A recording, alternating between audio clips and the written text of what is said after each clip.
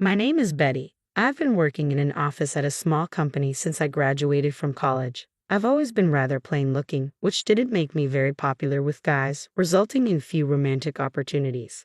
Before I knew it, I was in my 30s without a boyfriend. Feeling lonely and worried about never getting married, I decided to take a leap of faith and signed up for a dating app. That's how I met and married my husband, Daniel. Daniel is 2 years younger than me at 28. Handsome and tall, he works in sales at a well-known company and is honestly way out of my league. Daniel is a kind-hearted man. He insisted that the bride should be the star of the wedding and let me have our ceremony in my hometown. Since my hometown is in the countryside, most of Daniel's friends couldn't attend, so he invited only a few close ones. Daniel told me, if Betty's happy, that's good enough for me, and encouraged me to invite a lot of my friends to the celebration. Little did I know who Daniel really was, but I felt blessed being surrounded by many friends at our wedding. That's when the shocking event happened.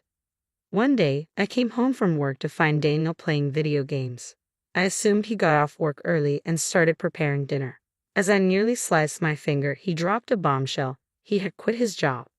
"You quit without discussing it with me?" I asked, astonished. "There's nothing to discuss for adults. I can make my own career decisions," he replied nonchalantly. "Sure, adults can make their own decisions, but aren't you supposed to consult your spouse before making such a significant life change?" Shocked by the sudden news, I felt we needed a serious talk. Without taking his eyes off the game, Daniel answered my questions. "Why did you quit your job? Did something bad happen?" I asked. "My boss was incompetent. I think there's a better place for me out there," he said. "A better place? Like where?" I pressed. "I'll figure that out." "Man, you're so annoying. Marrying an older woman is like being with my mom," he retorted. This wasn't the first time Daniel had mentioned my age. Each time, I would counter, "Then why did you marry me?" He would casually reply, "Because a complicated woman like Betty needs a stable guy like me," which would always spark an argument. This time, I chose not to retort. The main issue at hand was our future lifestyle. It was clear that with Daniel quitting his job, we couldn't maintain our current way of life. "Daniel, we're also sending money to your parents. Remember, their rent is high, and if you're not working, there's no way my income alone can support both households." This had become a concern shortly after Daniel and I got married. Both of Daniel's parents, still in their 50s, had quit their jobs, claiming, "Our backs and shoulders hurt. We can't keep working this hard if we want to live a long life." That was their choice, and while it may sound cold, I thought they should live their lives as they please, so I didn't say anything. The situation changed the month after they quit their jobs. They came to our apartment asking for financial assistance. "Oh, we don't have much in savings. If your parents are struggling, it'll be a problem for you too, Daniel," I said. So, we were convinced, and Daniel decided we would help with their rent and living expenses. They lived in a high-security, 4-bedroom apartment close to the station, and the rent was through the roof. After they left, cheerful about the financial help, I asked Daniel, "What about our own living expenses?" "Betty can cover our costs. I'm going to give my salary to Mom and Dad," he said. I wasn't happy. The thought of divorce crossed my mind. "You should consider yourself lucky, a woman over 30 marrying a younger handsome guy like me. You're already winning." That's what he always said, making me feel worthless, so I couldn't muster the courage to leave him.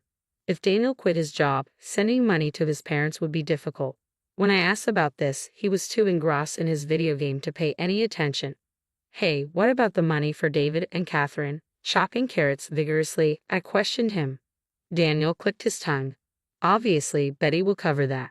We're a couple. We're supposed to support each other. Until I find a suitable job, Betty will hold the fort." He went back to his game. I don't make a lot of money, and I was anxious about what the future held. But there was nothing I could do. Life slowly changed. We started draining our savings to help his parents. Daniel, although jobless, did nothing around the house. When I complained, he would say, "I should have never married an older woman. You're all so natty. You don't appreciate having a husband like me." As for his parents, they started complaining about the insufficient amount we were sending. "So, Betty, you're this age and not making much money? Have you been slacking off?" "Well, since Daniel used to be the one supporting you, it's high time you step up," they admonished me. I started doing some freelance illustrator work after my regular job just to bring in more money. Daniel, meanwhile, showed zero interest in looking for a job he considered suitable for himself. My love for Daniel, who spends his days playing video games at home or asking me for money to go to the casino, was running thin. When should we get a divorce? I wondered, thinking about when to divorce, yet what if the rest of my life is just me, all alone, kept me from taking the plunge. Then one day, after work, I was greeted by a stranger while I was in the supermarket. Who are you? You don't remember me, do you? We met at the wedding. I was friends with Daniel. I'm John. Taking a closer look at John's cheerful face, I couldn't help but exclaim, "Oh, John, you were one of the few friends Daniel invited to our wedding." Apparently just off work like me, John, in his suit, was filling his shopping cart with plenty of groceries. "I'm sorry I didn't recognize you. My husband has spoken highly of you." "Well, the thing is, I've actually cut ties with Daniel. I saw you and wondered if you're doing okay, so I thought I'd say hi." I was surprised to hear John speak of his friendship with Daniel in the past tense. I never thought he had actually severed ties. John then proceeded to explain to my astonished self that the reason Daniel held our wedding in my hometown wasn't out of kindness. The truth was, Daniel had very few friends. Apparently, Daniel spent most of his student life on slot machines and had a habit of borrowing money without paying it back. John was one of Daniel's college friends, and he was no exception. He had lent Daniel money but never got repaid. The reason he continued the friendship was because they worked at the same company and John didn't want to rock the boat. Once Daniel quit his job, he immediately reached out to John for more money. That was the last straw for John. He cut off all contact. Do you know why Daniel was forced to quit his job?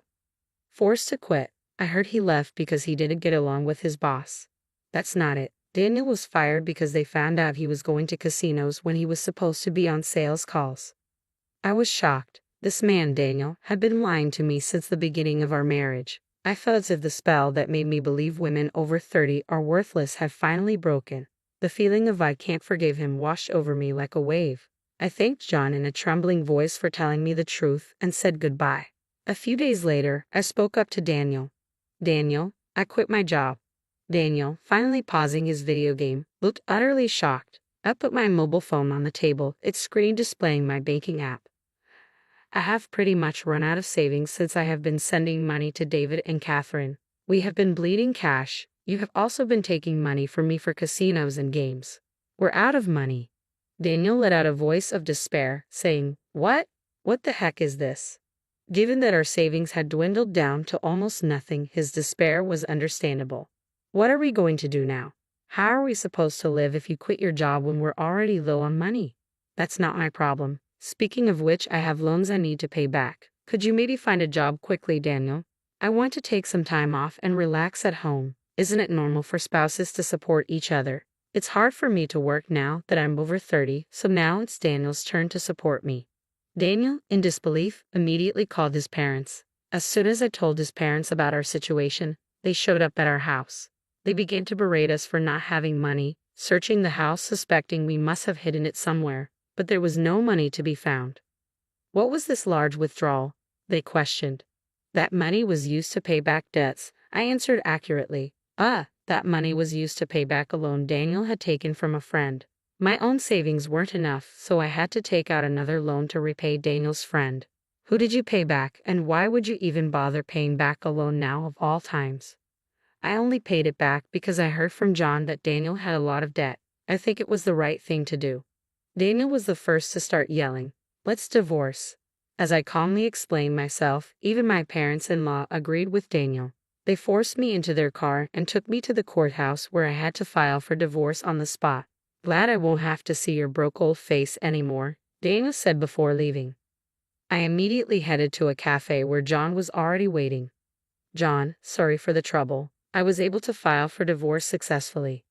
"Oh good, I was worried, so it's a relief?" Actually, Daniel was the one who told me he wanted a divorce, but this was all a plan between John and me. Simply saying I wanted a divorce would have led to Daniel and his parents making a fuss, as they wouldn't want to let go of their cash cow.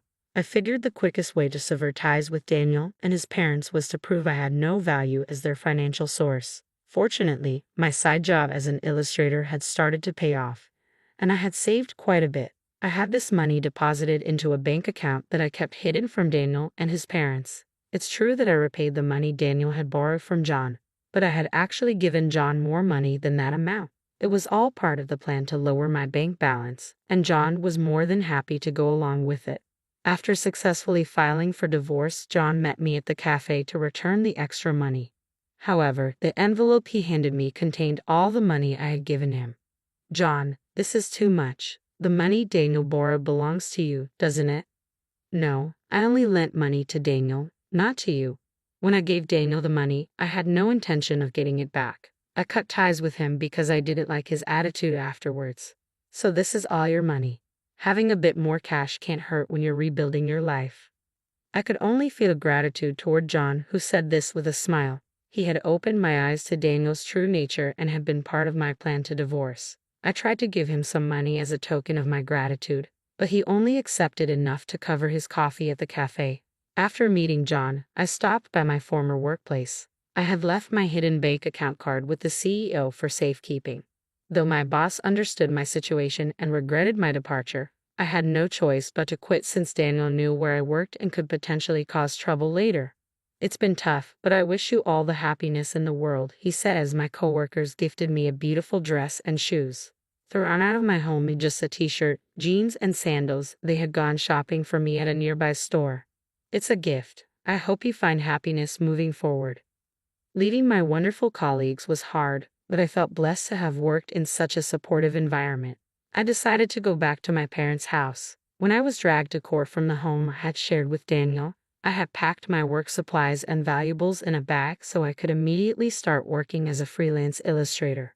Thankfully, my freelance work kept me financially stable. Daniel and his family, on the other hand, weren't so lucky. They couldn't pay the rent for the house they lived in and were evicted. They moved into the house Daniel and I used to share, but they lost that one too when they couldn't pay the rent. Daniel desperately started looking for a new job, but his gap in employment and homelessness made it difficult for him to find one. Currently, it seems they're living in a makeshift shack by a river near their old house. I know this because Daniel reached out to me once. When I answered the call from a public phone, Daniel was crying and told me how sorry he was. "I have realized I can't live without you, Betty. Can we please start over? You regretted marrying an older woman, didn't you? I'm done being your cash cow. Goodbye." After that call, I never answered another from a public phone. The parents' house is quite a distance away from where Daniel is located in the countryside. Daniel, who doesn't have much money, probably can't afford to make the trip all the way here. The lesson I've learned from my failed marriage is that there's no rush to get married, whether you're 30 or 50. Living the way you want to is what truly matters. For making me realize that, I guess I owe Daniel a tiny bit of thanks.